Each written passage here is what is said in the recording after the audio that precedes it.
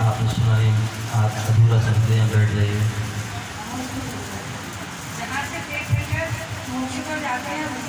बैठ जाए।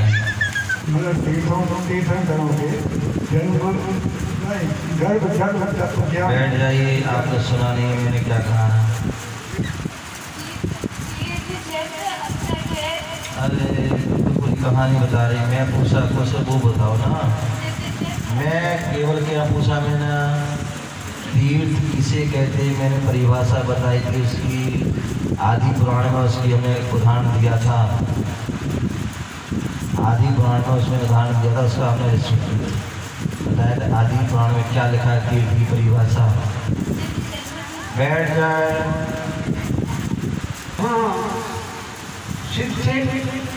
जैसे कि अरे बस गड़बड़ बैठी जाओ, परिभाषा आप बताइए। तिराए कर नहीं जाए, जो संसार से तिराए वो तीर्थ कहलाता है।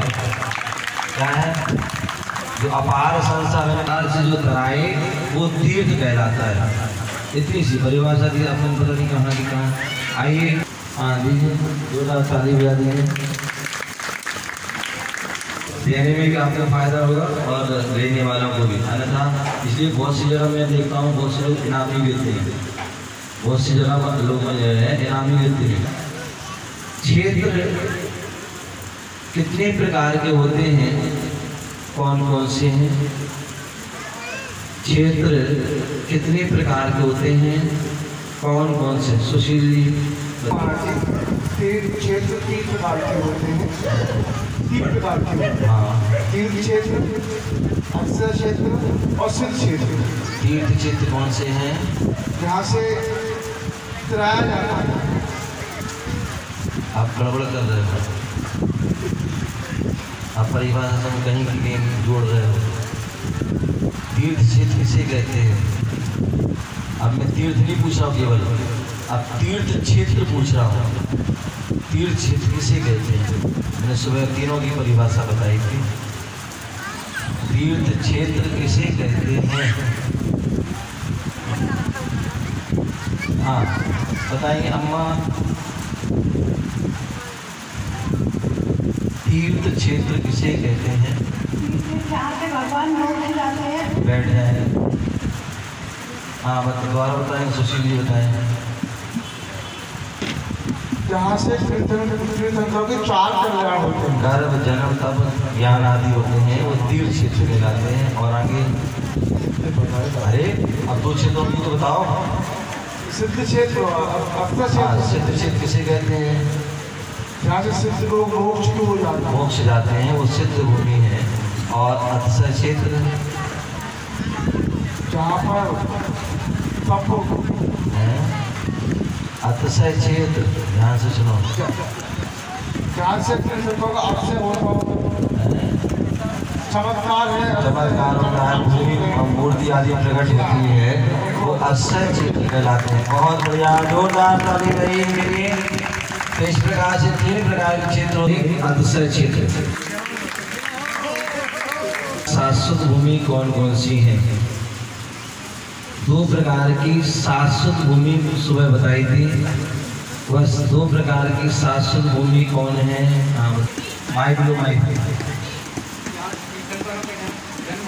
बैठ जाए। तो उसे कौन सी भूमि कहते हैं? शाश्वत कौन सी भूमि? बैठ जाए। शाश्वत भूमि 2 हैं, एक परवराज संवेद और एक अयोध्या। क्यों है? क्योंकि परवराज संवेद करते ही हमारे 24 भगवान पिछले सारे कालों से मोक्ष जाते जा रहे हैं। वो उसको क्या कहते हैं? शाश्वत भूमि किस चीज की? परवराज संवेद के साथ शाश्वत भूमि हो गया। किस लिए है वो? क्योंकि वहाँ से मोक्ष जाते हैं। कौन सी भूमि हुई शाश्वत? वो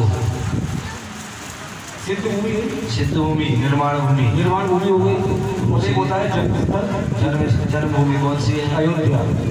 क्योंकि उनका सब काल का दोष है, इसलिए इस बार ऐसा नहीं हुआ, लेकिन आने वाले समय में या पिछले भूतकाल में या भविष्य में ऐसा ही होगा। हाँ, तो इस प्रकार दो शाश्वत भूमि है, एक जन्मभूमि शाश्वत भूमि अयोध्या है, जहाँ पर जो है हमेशा तीर्थंकरों के जन्म होते हैं, तो इसके बाद शाश्वत जन्मभूमि है। और निर्माण भूमि जो है संवेद शिखर है, क्योंकि वहाँ पर सभी तीर्थंकरों आदि का मोक्ष होता है। आइए जोरदार ताली।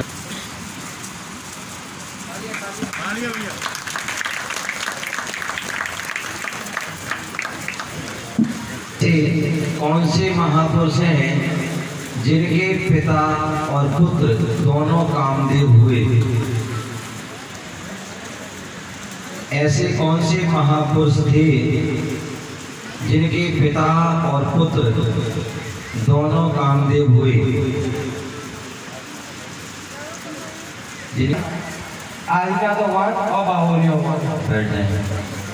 ऐसा कौन सा स्थान है जहाँ पर बहन भाई पति पत्नी की तरह रहते हैं? ऐसा कौन सा स्थान है जहाँ पर बहन भाई पति पत्नी की तरह रहते हैं? वो भूमि। क्यों?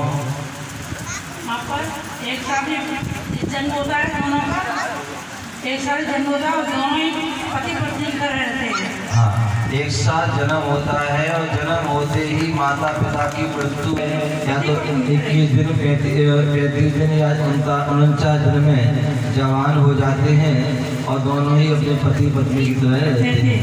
हाँ, बहुत बढ़िया। आइए जोरदार ताली बजाने के लिए। हाँ,